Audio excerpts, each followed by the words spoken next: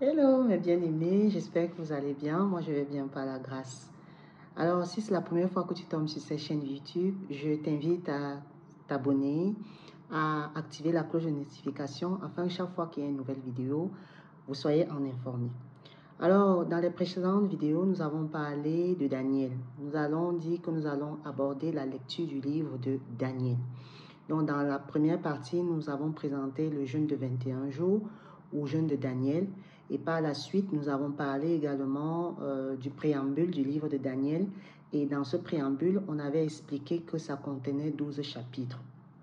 Alors, le livre de Daniel que nous allons lire ici, il faut savoir que ça porte le nom du personnage principal qui est Daniel, qui est un jeune aristocrate qui a été, si vous voulez, déporté à Babylone. Alors, le livre ici, comme je l'ai dit dans l'une des précédentes vidéos aussi, il va décrire ici dans une première partie l'engagement sans faille de Daniel envers Dieu. Et dans la deuxième partie ici, on va parler un peu des visions prophétiques de Daniel.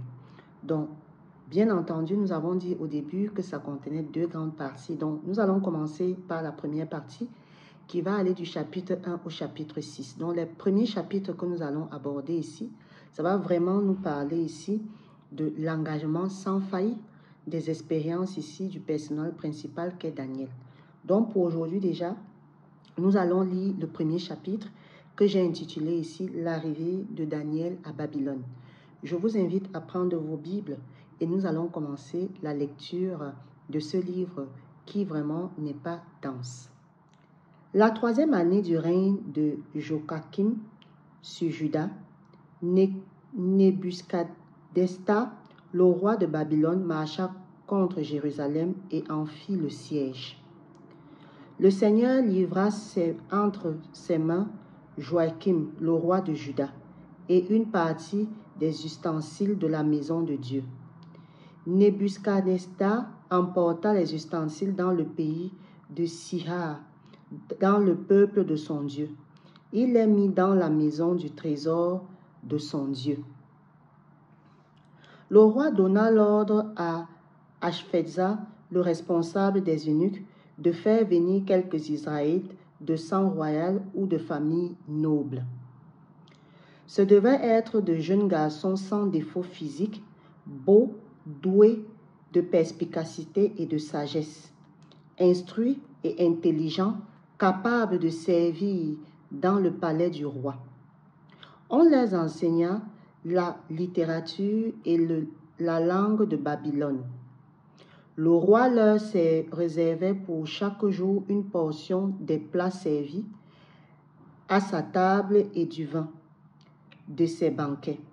Il voulait les former pendant 3 ans à suivre desquels ils entreraient à son service. Il y avait parmi eux des Judées, Daniel, Anania, Michaël et Azaria.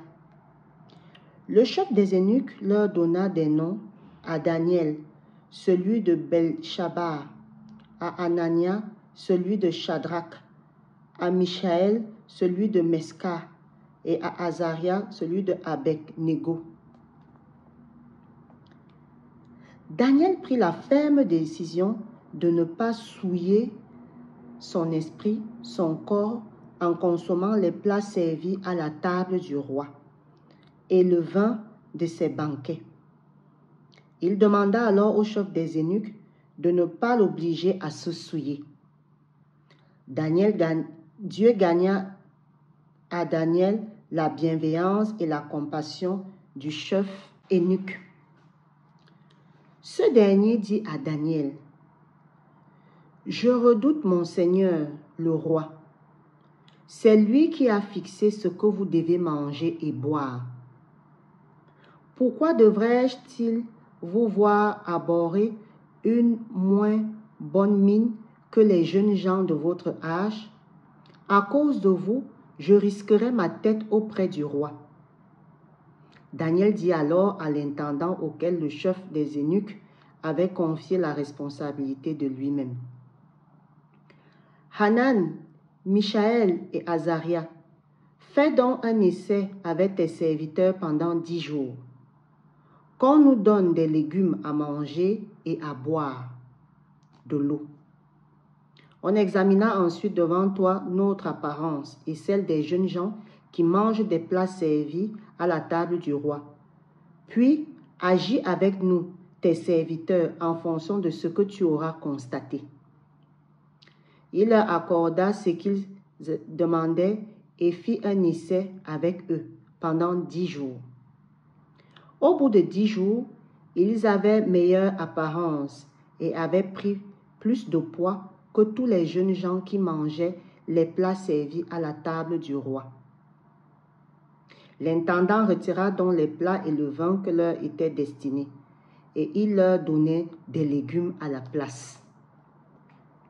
Dieu accorda à ces 4 jeunes gens de la connaissance, de la perspicacité dans tout ce qui concernait la littérature et la sagesse. De plus, Daniel était capable d'expliquer toutes les visions et tous les rêves. Au moment fixé par le roi, pour qu'on lui amène, le chef des eunuques les présenta à Nebuscaïsta. Le roi discutait avec eux parmi tous ces jeunes gens.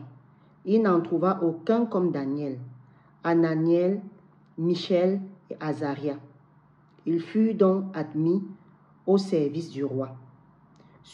Sur tous les sujets qui réclamaient de la sagesse et de l'intelligence, et sur lesquels les interrogeait le roi, les retrouvait 10 fois supérieurs à tous les magiciens, les astronautes présents dans le royaume.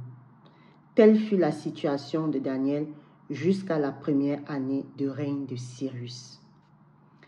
Alors, c'est sur ceci qu'on va s'arrêter en ce premier chapitre qui donne déjà le ton ici. À travers ce premier chapitre ici, on voit clairement ici que Daniel s'oppose à la volonté du roi à travers son refus de manger des aliments gras, de la viande et du vin.